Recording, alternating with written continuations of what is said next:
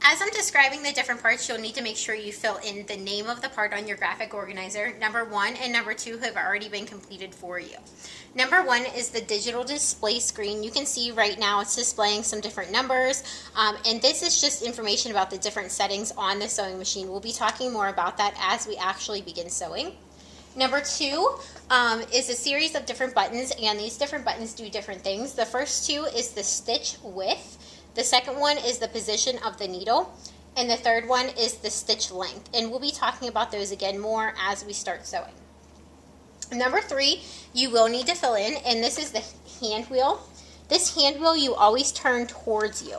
This is what mechanically makes your needle move up and down. So even when my machine's not turned on, it will make the needle move up and down. So right now I'm turning the hand wheel and my needle is still moving up and down. Again, you always want to turn this hand wheel towards you.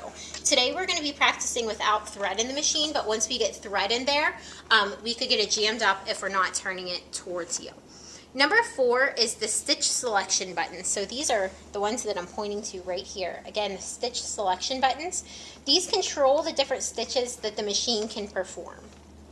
We'll typically be using number 1, but we might use number 2 on our drawstring bag as well.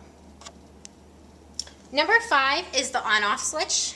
The on-off switch is over here on the side. To turn the machine on and off, you just simply move the button back and forth. When you turn the machine on, so when I flick this button, you'll notice that the light bulb comes on in the front too. That's one easy way of knowing if your machine is on or off. Number 6 is the reverse button. So right here where I'm pointing right now is the reverse button. This makes our machine go in reverse, and you'll get to see today what that's used for. You'll see that there's kind of a backwards arrow on there to remind you that this is what makes the machine go in reverse. Number 7 is right down here, and this is called your bobbin cover. If I were to open up this door, you would see that there's a bobbin case, there's a bobbin. We'll learn what those parts are for later, but right now I just want you to know that that's the bobbin cover. Number 8 is the presser foot lever. So we're going to go ahead around to the back of the machine. The presser foot lever is located right here on the back. And when I move the presser foot lever down, it makes my presser foot go down as well. So the presser foot is this piece right here. I just want you to notice that as I move the lever up, that presser foot moves up, and as I move the lever down, the presser foot goes down as well. You want to be really careful with this part, because if I pick it up really fast or slam it down really quickly, it makes that really loud noise. You want to make sure you hold it the whole way up and hold it the whole way down to prevent the different pieces from breaking. We want the machines to last a long time. Number 9 is on the side of the machine, and it's right here, and it's called the thread cutter. The thread cutter is this little piece of plastic, and inside of the piece of plastic is actually a razor blade. The razor blade will cut your thread for you. So when we're done sewing a seam, we'll use that thread cutter.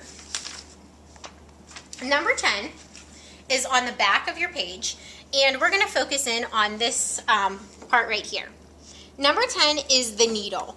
So if you look at the needle, it actually has an eye at the end of it where the sharp part is. This is what's going to pierce our fabric to sew it. Number 11 is the presser foot. So the presser foot is this piece right here that sort of looks like skis. And when we sew, we always want that presser foot to be in the down position. Again, you move the presser foot up and down by the presser foot lever that's on the back of the machine. Number 12 is the feed dogs. The feed dogs are these pieces underneath of the presser foot. They kind of look like teeth. The feed dogs are going to pull the fabric forward while sewing. So while you're sewing, you don't actually have to push the fabric. The feed dogs are going to move back and forth, up and down to pull the fabric through. The last thing that I want to point out is something called the foot pedal.